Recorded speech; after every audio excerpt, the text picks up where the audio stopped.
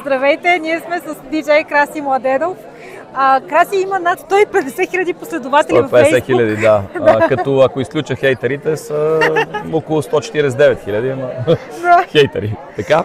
С Краси си говорихме сега, че той постоянно ходи на интервюта с младоженци за техните сватби.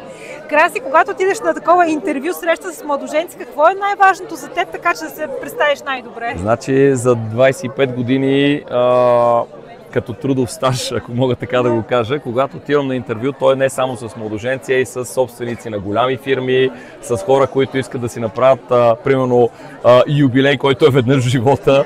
Общо взето, срещата с такъв тип хора е в по-голямата част от случаите вече не е толкова интервю за мен, колкото случай интервю за тях, защото на мен на практика това ми е поредното тържество, на което ще отида, докато на тях им е първото и в повечето случаи единствено. Тъй, че когато те дойдат при мен и започнат по някакъв начин да питат за нещата, на мен ми е достатъчно, когато кажа опита, който имам, защото той е вече много голям, и започна да им задавам повече въпроси на тях, за да мога да разбера дали реално аз мога да бъда част от тяхния живот, защото това веднъж да направи сватбата, нали, човек, той е завинаги. Тъй, че интервюто в случая се показва обратното.